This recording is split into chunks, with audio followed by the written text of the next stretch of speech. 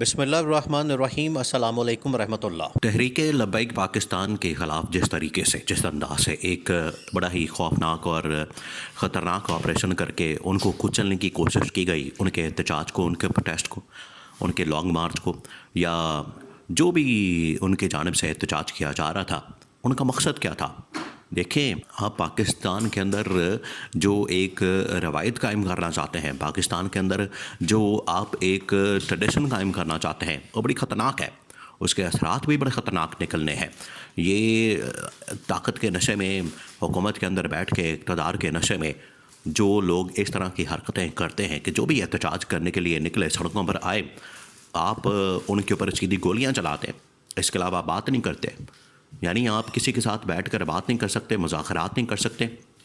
اور آپ کو صرف ایک ہی حل نظر آتا ہے کہ اس کے اوپر گولیاں برسا دی جائے۔ اب یہ جو T L P Tehreek Labbaik Pakistan کے خلاف مریدکے کے اندر اتنا بڑا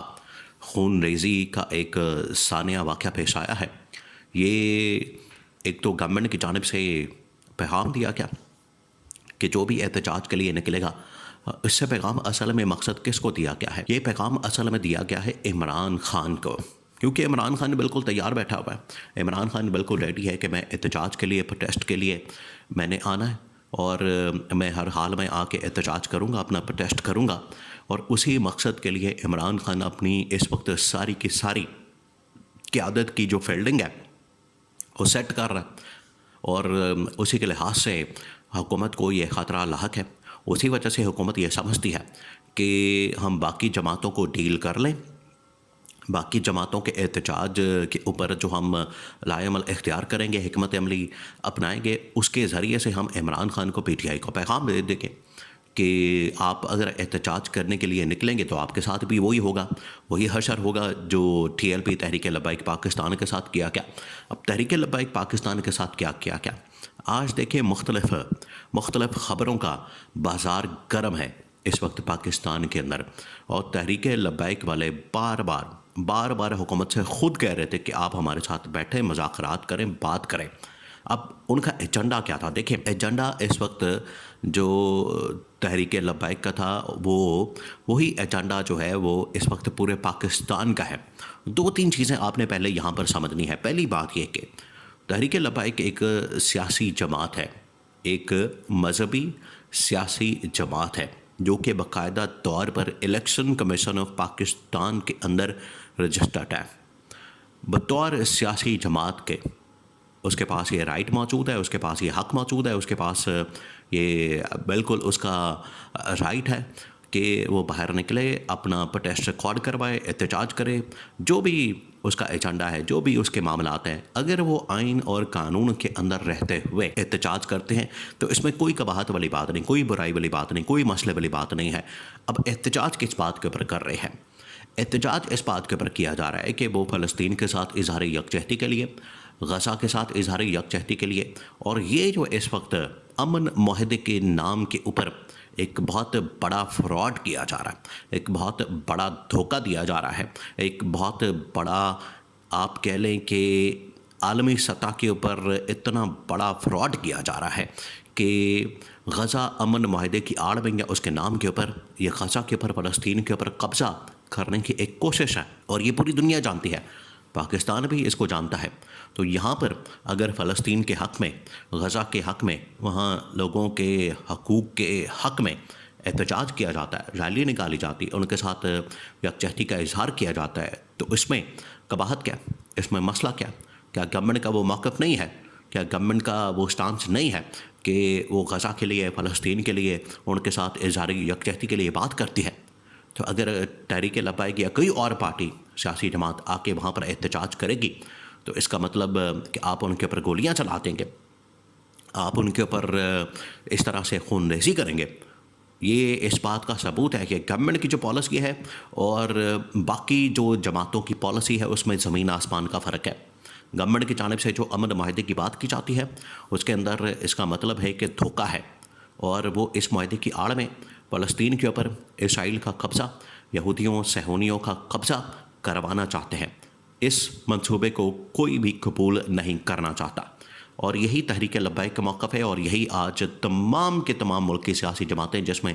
سب سے بڑی اپوزیشن کی جو جماعت ہے پی ٹی آئی، وہ اس کو لیڈ کر رہی ہے، اور وہ لیڈ کرتے ہوئے یہ بتا رہی ہے کہ جو اس وقت ٹی ایل پی کا تحریک لبیک پاکستان کا موقف ہے بالکل ٹھیک ہے، اور پی ٹی آئی نے کہا ہے کہ بالکل ہم اس کی حمایت کرتے ہیں، اس کی سپورٹ کرتے ہیں، اس کے ساتھ کھڑے ہیں۔ اگر ٹی ایل پی احتجاج کرتی ہے، اظہار یکجہتی کرتی ہے اور فلسطین کی عوام کے ساتھ، غزہ کی عوام کے ساتھ کھڑی ہوتی ہے، تو یہ بالکل ٹھیک کیا جا رہا ہے۔ فلسطین کے ساتھ کھڑے ہونا، ان کی عوام کے ساتھ کھڑے ہونا، یہ بالکل آج کے حالات اس بات کا تقاضا کرتے ہیں کہ ان کی خاطر ہم نے کھڑے ہونا، لیکن ان کی جانب سے، گورنمنٹ کی جانب سے جو رکاوٹیں اور ان کے حق میں کھڑے ہونے والوں کے اوپر گولیاں چلانا، یہ اس بات کا ثبوت ہے کہ گورنمنٹ کی پالیسی کچھ اور ہے، اور یہ امن معاہدے کے نام کے اوپر ایک بہت بڑا فراڈ اور دھوکہ کر رہے ہیں۔ اور اس کی واضح مثال اب نظر آ گئی ہے مصر کے اندر، شرم الشیخ کے اندر، مصر کے شہر شرم الشیخ میں، جہاں پر وزیر اعظم شہباز شریف، جعلی وزیر اعظم شہباز شریف نے جس طریقے سے امن معاہدے کے اوپر دستخط کرتے ہوئے فلسطین کا قبضہ یا غزہ کا قبضہ وہ ٹرمپ کے حوالے کیا، اسرائیلی وزیر اعظم نیتن یاہو کے حوالے کیا، اسرائیل کے یہودی صہیونی طاقتوں کے حوالے کیا، یہ واضح طور پر اس بات کا اشارہ ہے۔ دیکھیں، آپ اسی سے سمجھ آئیں کہ صبح کے ٹائم پاکستان کے اندر تحریک لبیک جو کہ غزہ کے حق میں نکلتی ہے، ان کے خلاف ایک بہت گرینڈ آپریشن کیا جاتا ہے، وہاں پر ان کو قتل کیا جاتا ہے، مارا جاتا ہے، اور شام میں ٹھیک 12 گھنٹے بعد اسرائیلی پارلیمنٹ کی لائیو کوریج پورے پاکستان کے اندر دکھائی جاتی ہے، اس کے بعد ٹرمپ کا خطاب دکھایا جاتا ہے پورے پاکستان کے اندر۔ یہ تمام چیزیں اگر آپ آپس میں جوڑ دیں، کنیکٹ کر دیں، تو آپ کو پتہ چل جائے، ساری حقیقت کھل کے سامنے آ جائے، اور آپ کو اندازہ ہو جائے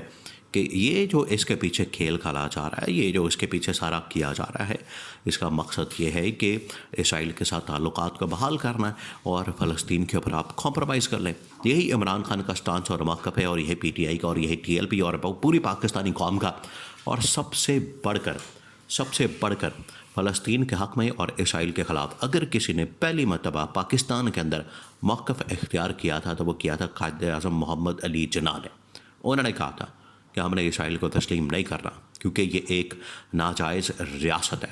اس وجہ سے ہم نے اس کو تسلیم نہیں کرنا۔ تو بانی پاکستان کا جو موقف ہے وہ پوری پاکستانی قوم کا موقف ہے۔ اب گورنمنٹ کو اپنا قبلہ درست کرنا ہے، ان کو اپنے آپ کو درست کرنا ہے، اس کی ڈائریکشن کو ٹھیک کرنا ہے۔ اگر وہ ایسا نہیں کرتے تو اس طرح کے احتجاج ہر روز آئیں گے، اور